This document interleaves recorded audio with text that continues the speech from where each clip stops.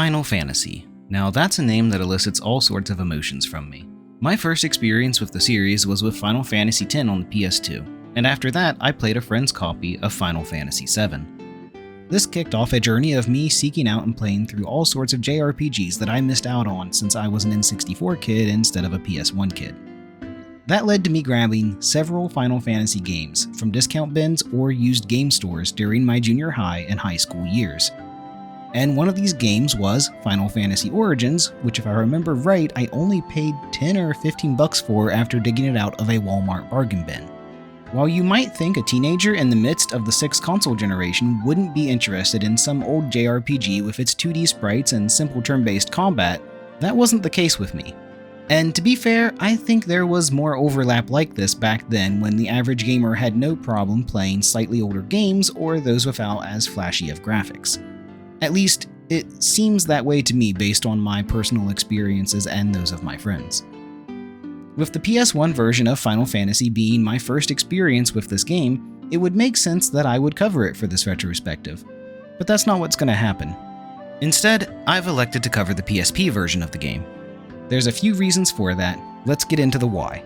If you aren't familiar with the history of the original Final Fantasy, then you might not realize just how many ports and remakes it's had over the years. You've got about 20 different options to choose from, but we can knock most of these off the list just focusing on the major versions and revisions. Obviously, there is the original release for the NES/Famicom.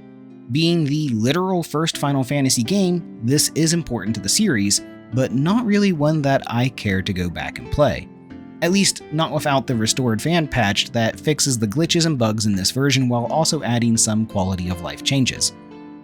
The next major revision was on the WonderSwan Color, a handheld game console exclusive to Japan. So while that one isn't an option for us here in the States, it did lay the groundwork for the version included in Final Fantasy Origins on the PS1. And I do think that there is still merit in checking out the Origins version of Final Fantasy I. It brings with it a complete graphical and audio overhaul that lines it up more with the SNES games in the series. It also features this swanky new pre-rendered cutscene of the Warrior of Light fighting a dragon. And it does so while still retaining the original spell charge system from the NES version instead of the MP system that was adopted by later releases. And on that note, the GBA version of Final Fantasy I, included in Dawn of Souls, also comes from this same build. The major difference is the swap out of spell charges in favor of MP. We also get a new script this time around that would stand as the basis for every version to come after. Unfortunately, we do lose that fancy cutscene, which kind of sucks. I wish they would have added it onto the GBA like how Chain of Memories has one at the beginning. That would have been a really cool thing to see back in the day. It's also worth noting that if you're playing the Dawn of Souls version on anything other than a GBA, it is packing some really oversaturated sprites. This was common on the GBA as it was a way to compensate for the lack of a backlight on the console. Also, the GBA version includes some new bonus dungeons that don't really matter. So much so that I've never done them, and I don't know as if I ever will. And now we get to the version I'm looking at for this retrospective, Final Fantasy I on the PSP. This marks another major jump for the visuals, an updated soundtrack, as well as the extra PS1 cutscene and the GBA dungeons. It's basically the definitive version of Final Fantasy I, and that's why I chose to check it out on the channel. Well, that and it's my personal favorite version of the game. Of course, I do have to mention the Final Fantasy Pixel Remaster version. It exists on modern consoles and PC, making it the easiest version of the game to play. And that's really the only benefit it has over the others. Like, don't get me wrong, I would play it instead of the base NES version of Final Fantasy I, but that's not saying much. Otherwise, I'd play the PS1, GBA, and PSP versions instead. I just don't dig the sprites they went for, even if I understand the attempt to mimic the NES style. It's also missing most of the bonus stuff that was added in the Dawn of Souls version, which kinda sucks even if I don't care about the extra dungeons. But as a neat change, it does bring the spell charge system back once more with some minor tweaks. And just to address the names that you're going to be seeing on screen for my Warriors of Light, I always name them after my friends. This time around, I'm using their online aliases to grant them a little extra anonymity. My go-to team is always a warrior, red mage, monk, and a thief. I do change it up sometimes, and when I do, different friends take those places. Yes, I have defined classes for my friends. For this playthrough, it's me as the warrior, Amaretto Lime as my red mage, Ronin Hollow as my monk, and Nexilus as my thief. And I'll share something a little weird about this. When I was a kid and started doing this, it was simply an easy way to name the characters. And then it started to change over the years. While I'm still close to these 3 friends, each of which I've known since at least high school, there is no denying that we don't see each other nearly as much as we used to, especially not as a full group. Getting married, having kids, moving literally states away, and having jobs all keeps us from collecting together like we once did. The days of all 4 of us hanging out in Amaretto Lime's basement after school and playing Super Smash Bros. Melee or watching Godzilla movies, or finding a creek to swim in while exploring the backcountry roads of our small town in my old Jeep are over. But whenever I play through Final Fantasy I and I see their names, it kind of feels like we're all back together again. And I know that probably sounds a little silly, but it's one of those small comforts the game brings me, and I wanted to share it with you. I hope it helps you understand one of the reasons why I love this game so much, and why it continues to be one that I have played through consistently over the years. With my sappy story out of the way, let's get into what the PSP version of Final Fantasy I offers. I probably don't need to say it, but Final Fantasy is one of the forefathers of turn-based RPGs. That's not to say it's the first, or even that it was the first to include the party system. But it is one of the standouts of the genre and brings with it a long history of sequels, successors, and copycats. Whereas many have fallen, it remains even after almost 40 years since its original release, for better or for worse. And there is good reason for that. Even as early as the first entry, it's easy to see that Final Fantasy is a series that carries a special kind of magic with it. A large part of that has to do with the focus on telling compelling stories in unique worlds. Let's dig into that with a look at the tale Final Fantasy I tells.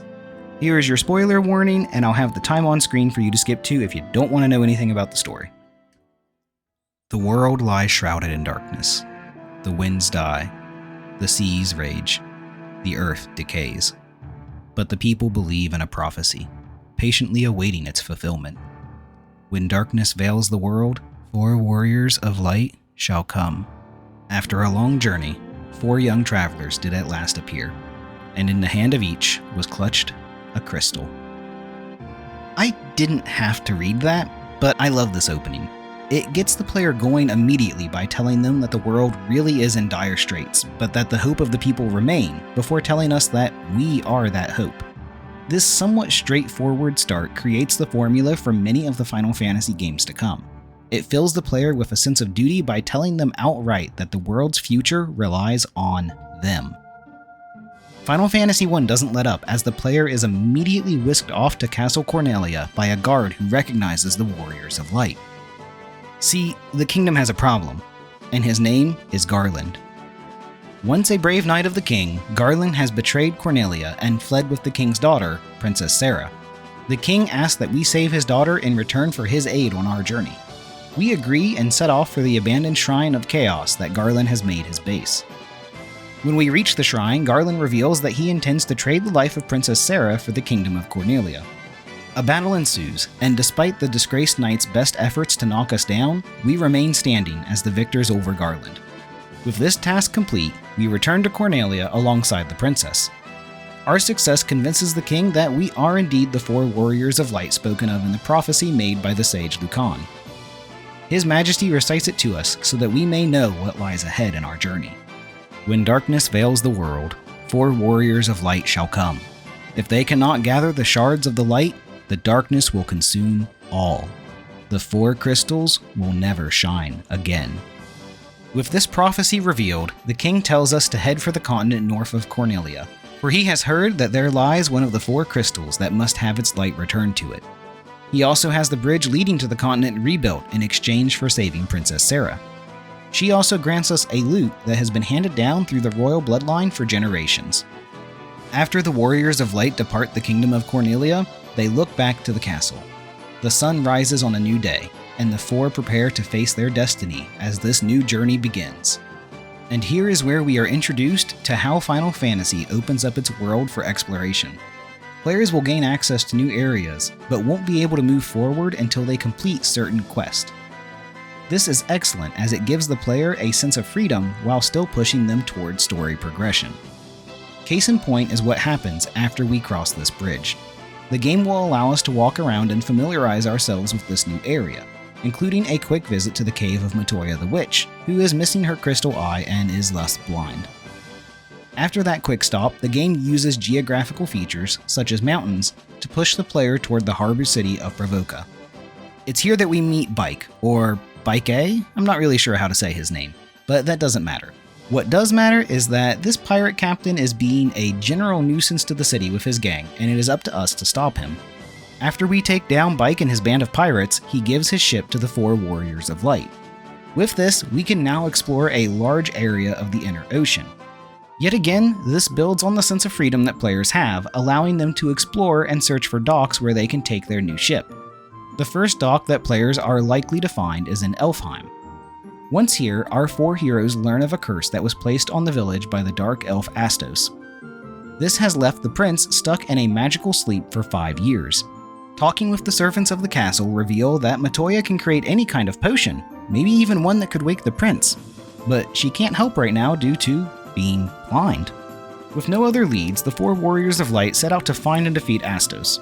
But this dark elf has been busy, leaving behind a dilapidated keep to the west of Elfheim. The king of this keep wishes to restore it to its former glory, and seeks the aid of our 4 warriors to do so. He asks them to dive into the marsh caves nearby and recover his stolen crown. After a bit of spelunking, the group returns to the keep and hands over the crown. But not all is as it seems, with the king revealing himself to be Astos. With the power of the crown and crystal eye combined, looks like we found out who stole Matoya's precious gem, Astos believes himself unbeatable.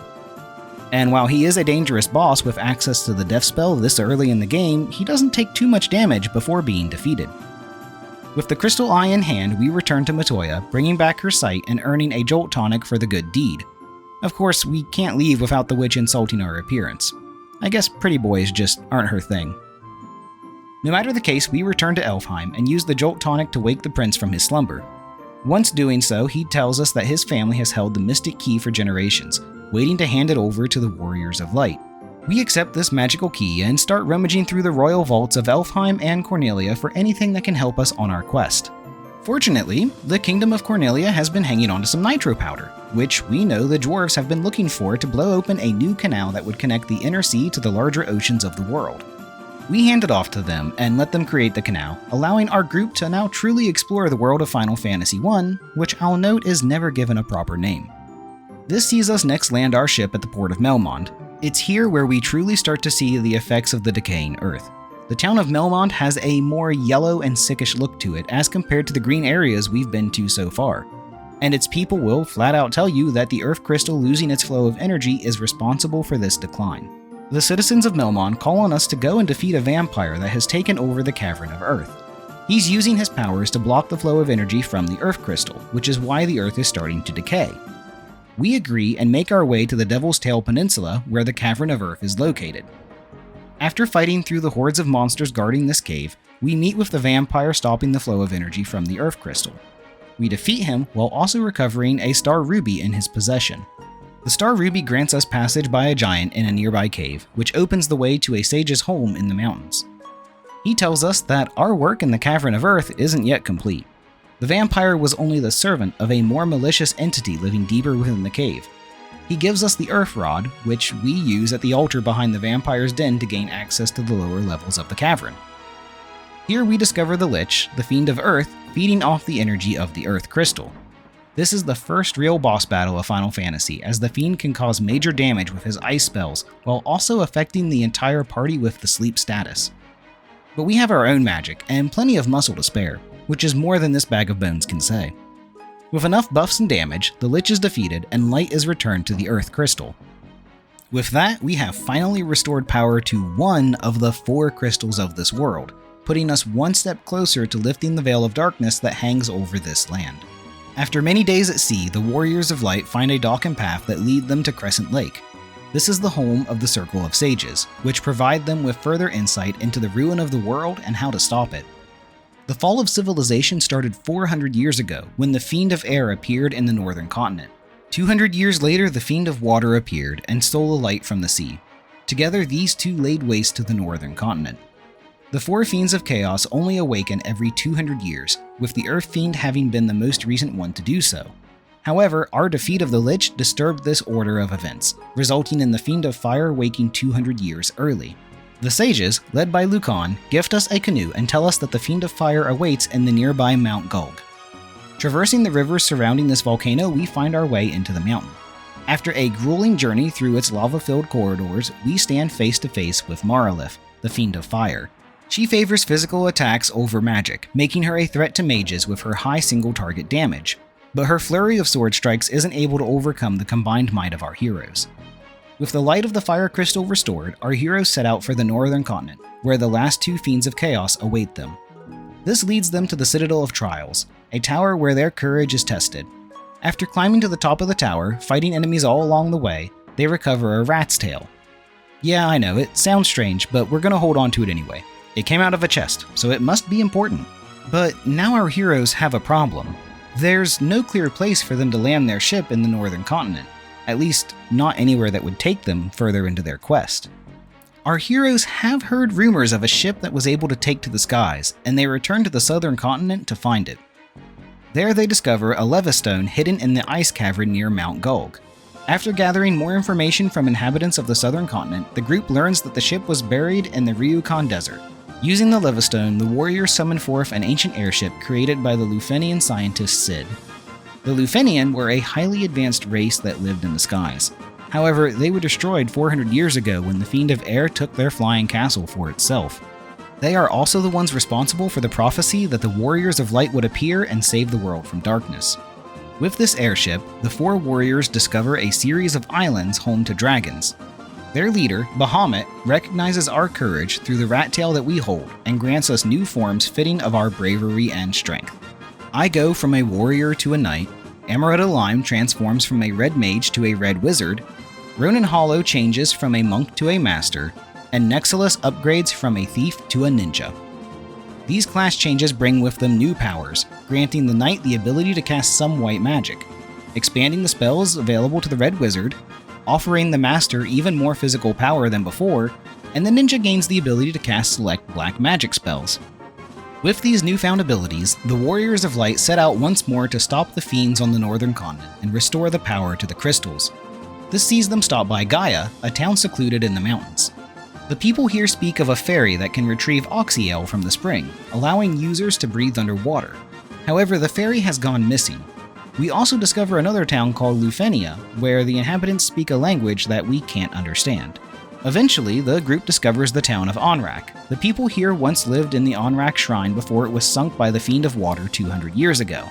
They also speak of mermaids still trapped in the shrine that need help. One young boy also claims to have seen something fall from the sky to the waterfall up north. And another person speaks of a traveling caravan of merchants on the far side of the nearby desert. Checking the desert first, our heroes find the merchants selling the fairy of Gaia trapped in a bottle. We buy it from them and return to Gaia. The fairy thanks us by pulling up oxyale from the spring, which allows us to journey to the sunken shrine of Onrak. Also, I have to point out how much it caught me off guard when the woman lets us use her barrel sub to head to the shrine.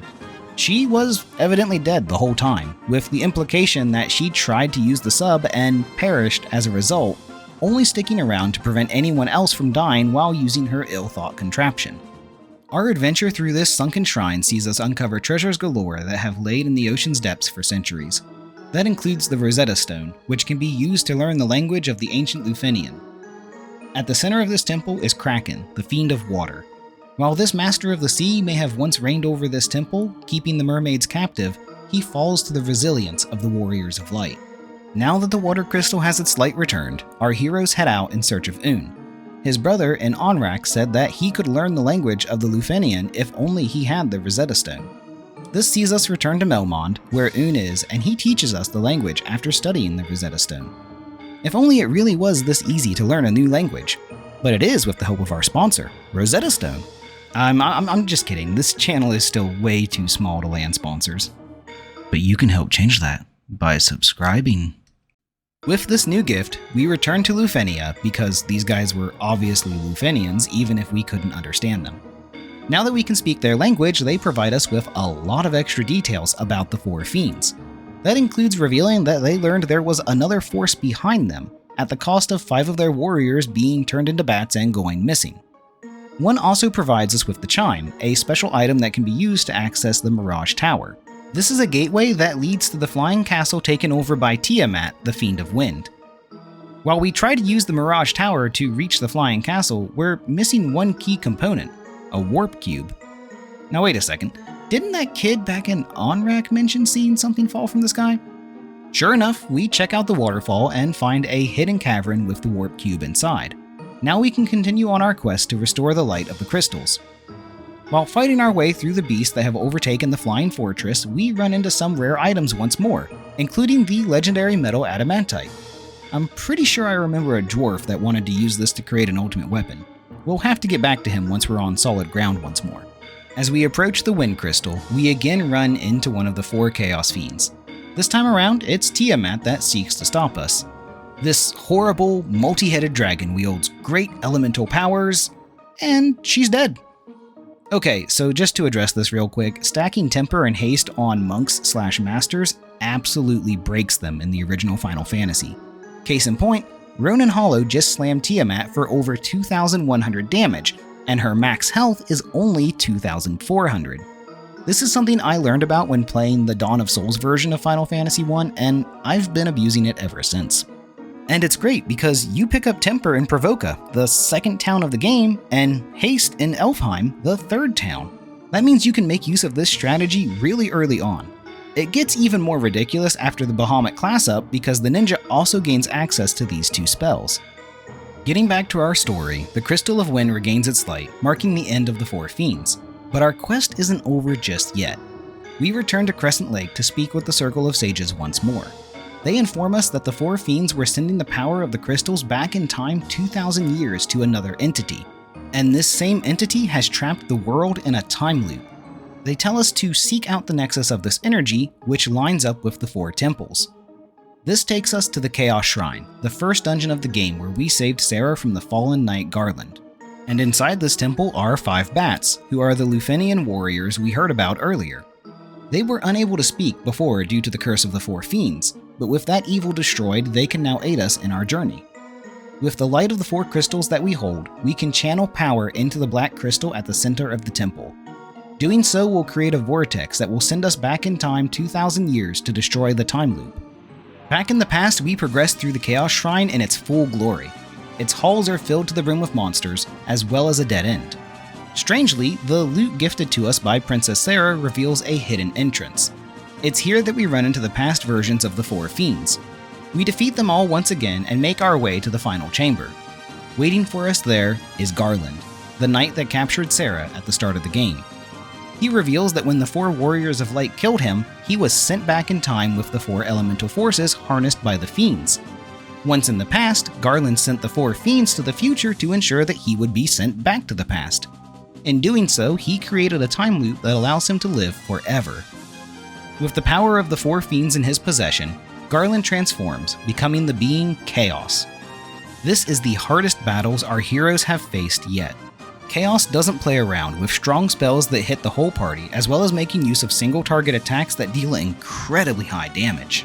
Even so, the tried and true method of physically beating the enemy until they stay down will work on him, especially when you're hitting for more than 3,000 damage per turn with your master after casting Temper on him multiple times. With this, Chaos is defeated, and the time loop is broken. The 4 heroes return to a world where the fiends were never sent forward in time. A world that was never overrun with monsters and never saw the decay brought about by the 4 crystals losing their light. It's also a world that doesn't know anything about how the 4 warriors of light saved them. But with our memories intact, we will watch over this world free of the time loop, and we will protect it. And that is the story of Final Fantasy I. Now, some of you probably noticed that it's a pretty standard story all the way until the time loop twist, and you aren't wrong. But to be fair, it's one of the first JRPGs ever made, so this story was actually really amazing when the game came out. It doesn't have near as much in the way of character moments or anything driving it like that, but I do think the tale it tells is still a fun one worth experiencing. Of course, some of you are probably still stuck on that whole time loop thing and how it started. Let's just note that even the game doesn't exactly say when it started, leaving us without much to go on. And while you can poke holes in how it treats time travel or say that it doesn't make any sense, I don't really see the need to. It's time travel. The only thing that really matters is that there was a time loop created and that we broke it. It's a simple story, just leave it at that.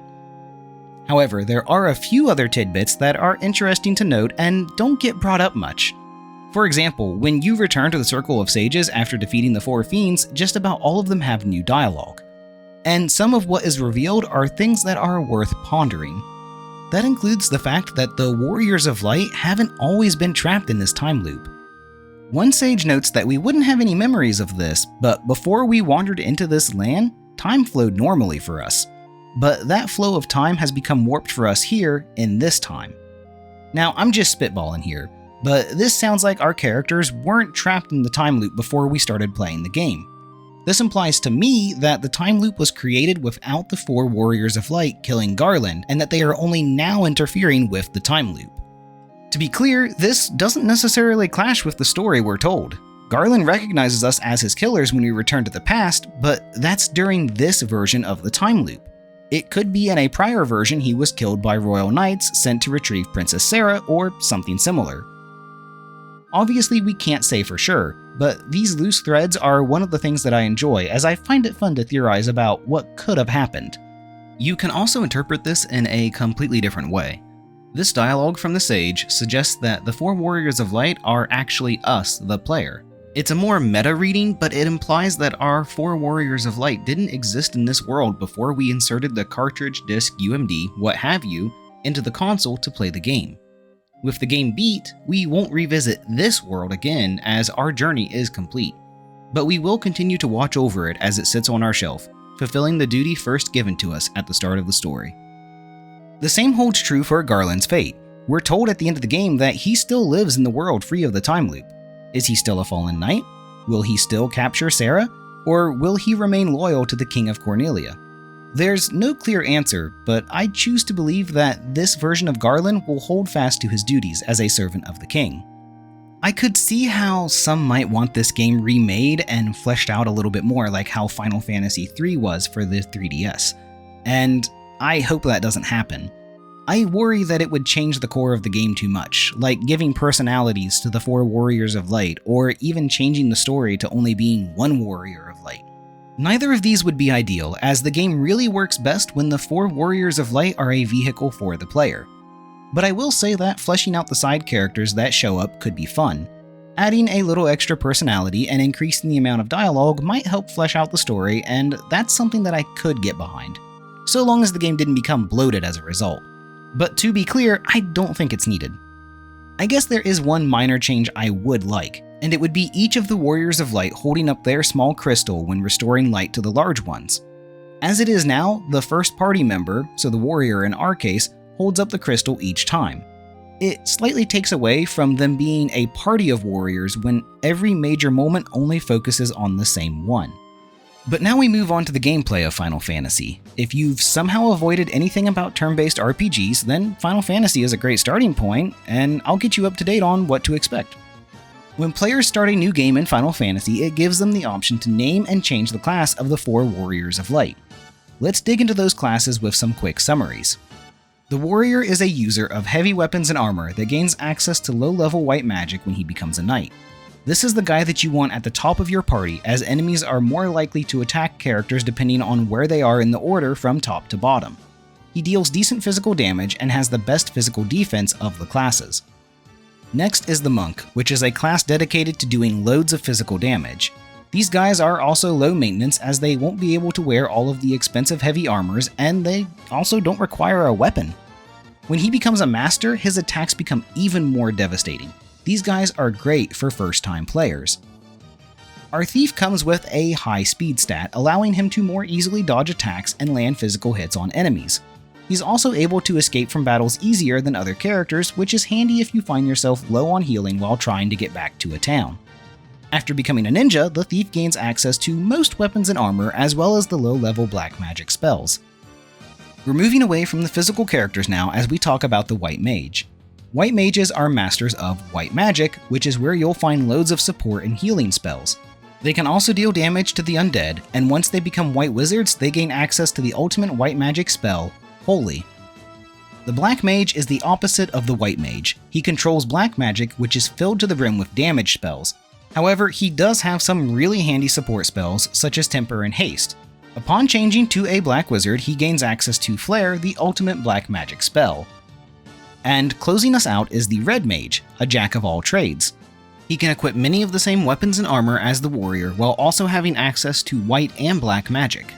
He gains access to even more spells as a red wizard, but will never be able to learn the best of what the schools of white and black magic have to offer. I personally love red mages and will almost always sack having a white or black mage in my party in favor of having one of these guys. Each of these classes level differently, helping them focus on their special talents, and I've got no problems with that. I also love that in Final Fantasy I, the level up requirements are the same for each class. That means as long as you don't finish a battle with a knocked out party member, your characters will always level up at the same time. And just in case you're new to RPGs, characters gain experience points from monsters, and once they have enough, they'll gain a level. There are a lot of different styles out there for combat in turn-based RPGs, and Final Fantasy's is a bit on the simpler side. Each round has the player selecting the actions of each of the 4 characters. After that, the round plays out with the Warriors of Light and enemies taking their turns depending on speed and other factors. Personally, I prefer this over the active time battle system that is introduced in Final Fantasy IV. However, I will note that it does result in some disadvantages during combat. That includes the inability to react to attacks made by enemies. For example, if one of your characters takes damage from an enemy and you want to heal them, you would have to wait until the next round of combat to do so, even if your healer hasn't taken their turn yet. It results in an overall less interactive combat system. There are also arguments that it makes combat more boring, especially when dealing with normal enemies instead of bosses, as there's downtime during the round where the player isn't really interacting with the game. And to be fair, I understand where all of these complaints are coming from. I really do. They just aren't my complaints. And some of these complaints would be alleviated if Final Fantasy hadn't introduced the feature of auto-changing targets after an enemy is defeated. See, in the original NES version of Final Fantasy, players can end up attacking empty spaces if an enemy is eliminated before that character's turn. This made the game more strategic, as it was important to build a mental bestiary of the monsters you're fighting. It also kept players from just pressing X every round and not paying attention to what their characters are doing. And this is one of the arguments for playing the Final Fantasy Origins version of Final Fantasy I. It includes the option to keep the playstyle of the original NES game, but without any of the glitches and bugs that made some equipment and spells completely useless.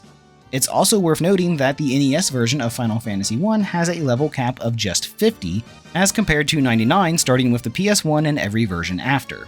That makes it a fair bit easier than the NES version, as players can overlevel when they run into a tough spot without fear of hitting that cap. To understand why that matters, we have to talk about class changes. Roughly halfway through the game, players are able to class up to stronger versions of their starting class. When these upgraded classes level up, they offer greater stat bonuses than the starting classes. That means players that overlevel early in the game may end up in trouble in the NES version, as they will miss out on some of these stat buffs. And to give an idea of where a party may be at near the end of the game, I closed it out at level 52 this time. I obviously still prefer the PSP version, as it's what I chose to review. But if you want a taste of what the original game was like, there's a lot of merit in checking out the Origins version, or even the NES original with the restored fan patch applied. Now let's talk about magic, because Final Fantasy I handles its system differently than its successors.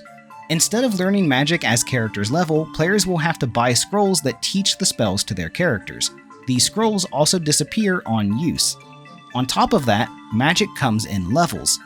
Each caster can only learn 3 spells of each level. For example, my Red Mage has Fire, Cure, and Thunder as his level 1 spells. That means he can't learn any more of the level 1 spells that are available to him. However, it doesn't mean I won't be casting other spells anyway. One of the neatest features in Final Fantasy is called Item Magic. This allows any character, not just spellcasters, to release the magical power present in certain weapons and items. This helps alleviate MP concerns, and is especially helpful if you're checking out the Origins version of the game with its spell charge system, which limits how many spells you can cast of each level before needing to rest. Now, if there's one thing that I will say, it's that Final Fantasy I is broken with its support magic. I already alluded to this earlier, but certain buff spells can be stacked to great effect.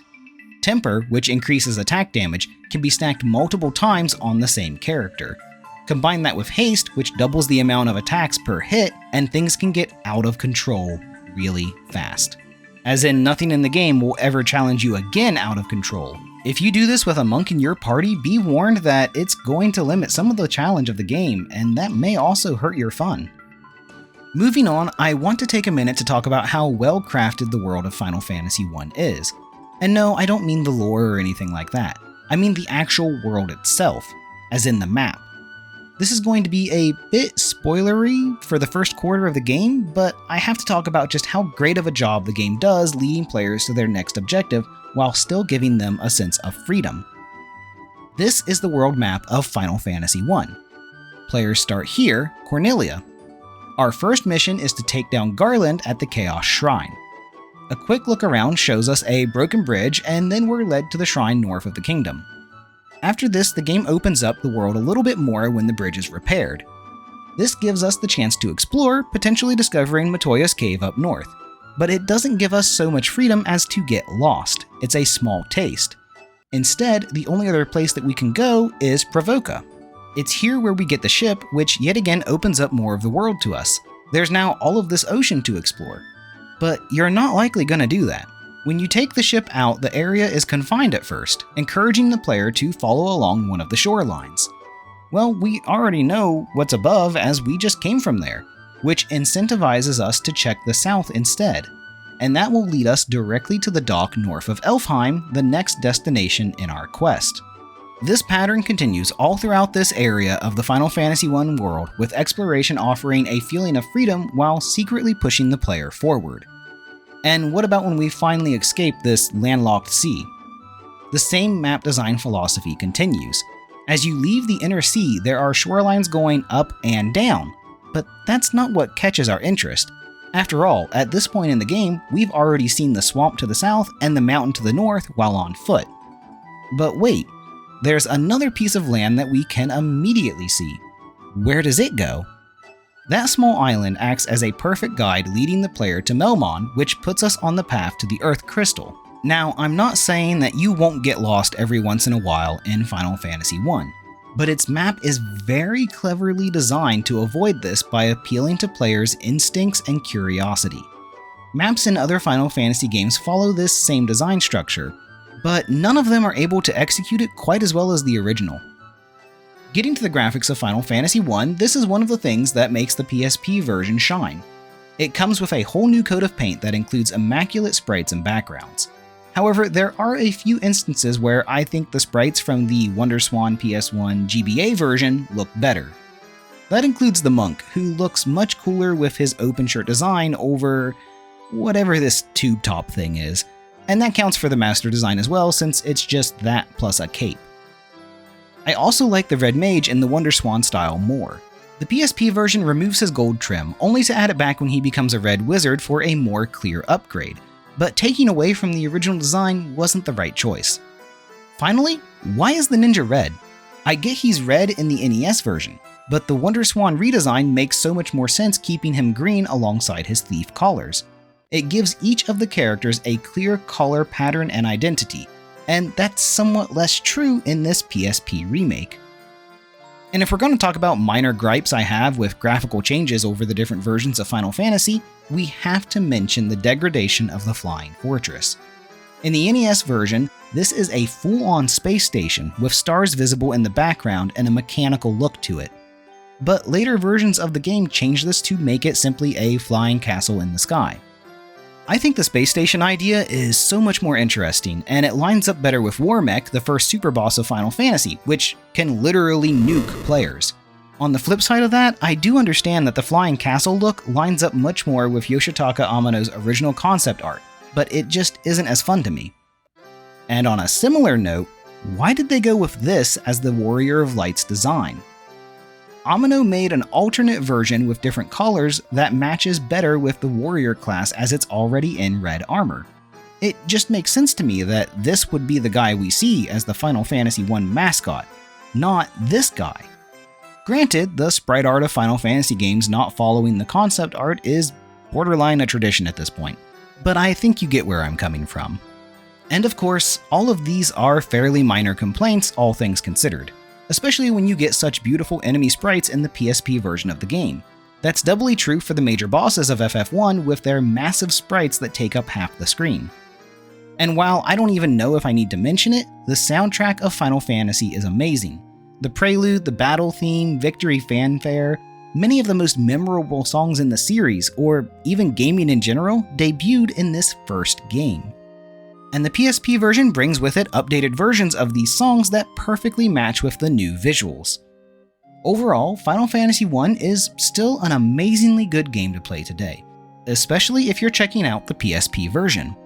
When this version came out, it took all of the updates across the various versions and wrapped them up in one neat little package. The only way it could be better would be some minor sprite changes and options to play using the original spell charge system and lack of auto-targeting. But these are yet again minor complaints considering everything else the PSP remake of Final Fantasy I has to offer. It is my go-to recommendation for fans looking to play the original. Square really knocked it out of the park with this remake, and I wish it was the version available on modern consoles instead of the Pixel remaster.